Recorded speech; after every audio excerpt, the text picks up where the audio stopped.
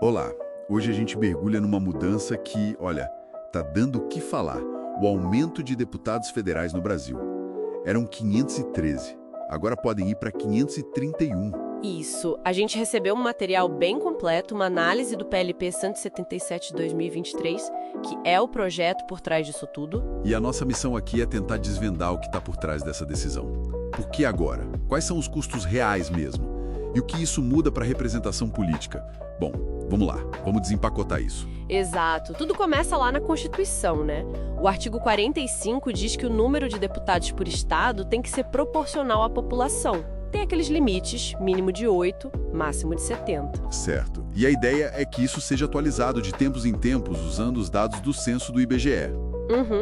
Só que na prática, essa conta estava meio que congelada. Desde 93, com uma lei complementar a 78, ficou fixo em 513 deputados. Quer dizer, passou o censo de 2000, o de 2010 e nada mudou. Aí vem o censo de 2022 e a diferença entre a população e a representação ficou gritante, né? Exatamente, uma defasagem enorme, e foi isso que o STF chamou de assimetria representativa. O Pará, que se sentiu prejudicado, levou o caso para o Supremo. Foi a DO 38, né? Isso, e o STF concordou. Deu um prazo para o Congresso, até 30 de junho de 2025, precisava revisar a distribuição das cadeiras, usando o censo de 2022.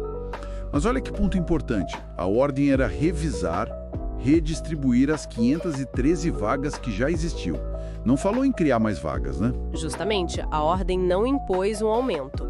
Era para ajustar a divisão das 513 cadeiras conforme a população atual. E aí, claro, a política entra em cena com força total, né? Porque se fosse só redistribuir... Ia ter estado perdendo cadeira. Exato. Estados como Pará, Santa Catarina, Amazonas ganhariam, mas outros, tipo Rio de Janeiro, Rio Grande do Sul, Bahia, esses iam perder deputados. E perder deputado é perder capital político, né? Ninguém quer pagar esse preço. É um cenário bem doloroso para as bancadas. Entendi. Então, para fugir desse desgaste... veio a solução do PLP 177, da deputada Dani Cunha.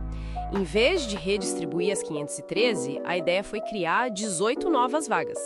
Aí o total vai para 531. Ah, tá. Assim, os estados que cresceram mais, como Santa Catarina e Pará, ganham essas novas vagas. Sim, SC e PA ganham 4 cada, outros ganham 2 ou 1, e o ponto crucial, nenhum estado perde cadeira. Ninguém sai perdendo, pelo menos não diretamente.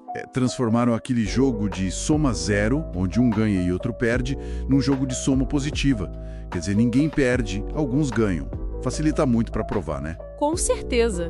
Mas, claro, isso gerou críticas. Alguns especialistas, como o Luciano Nakabashi, chamaram de jeitinho, de gambiarra, uma forma de contornar o conflito político.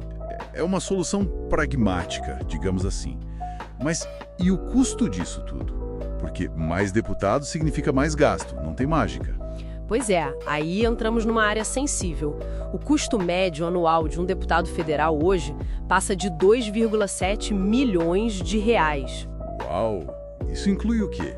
Salário? Sim, salário de mais de 46 mil reais, tem a verba de gabinete para pagar assessores, que é uns 133 mil por mês, tem a cota parlamentar para despesas diversas, que dá uns 45 mil em média, mais auxílio moradia, é bastante coisa.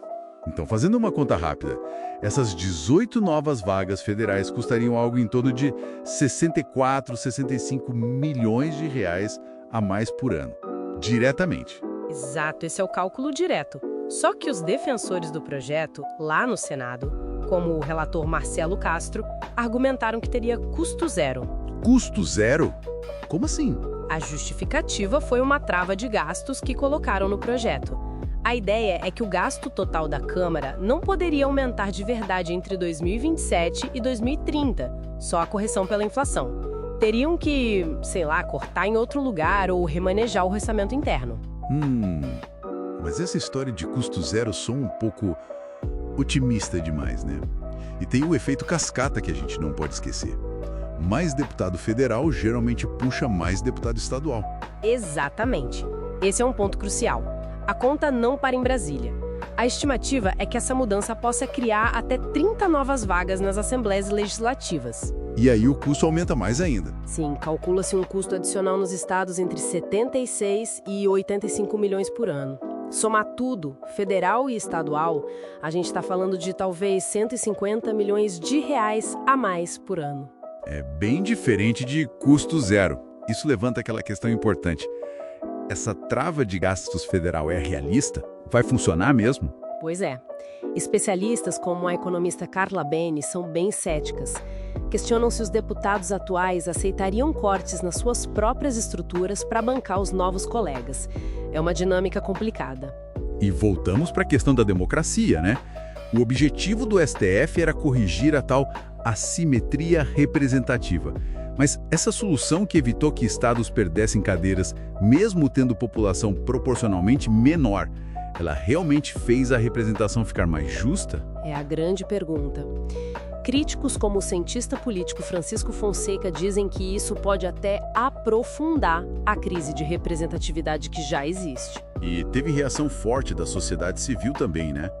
Lembro do MCCE, o Movimento de Combate à Corrupção Eleitoral, chamando a medida de imoral, inoportuna, casuística, no momento de tanta desconfiança e desigualdade. Exato. A percepção pública não foi boa. Fica a dúvida. Adicionar mais cadeiras, sem mexer na estrutura do sistema, no clientelismo, nas emendas, isso melhora a qualidade da representação ou só aumenta o custo e o cinismo? Então, resumindo a ópera, o Congresso cumpriu a ordem do STF, mas do jeito politicamente mais fácil, expandindo o número de vagas. Isso gerou todo esse debate sobre os custos reais, que parecem bem maiores que o custo zero alegado, e sobre se isso de fato melhora ou piora a representação democrática. E a reação da sociedade foi bastante negativa. Para a gente fechar, fica aqui uma provocação. Talvez essa discussão toda sobre quantos deputados a gente precisa acabe desviando o foco de uma questão talvez mais profunda. Como funciona a representação na prática? Interessante. Será que essa ligação tão forte do mandato com a distribuição de verba local, as tais emendas parlamentares, não acaba distorcendo a própria ideia de representação baseada só na população? Isso infla custos, cria outras expectativas. Fica a reflexão, né? Se o problema maior não está no como se representa e não só em quantos.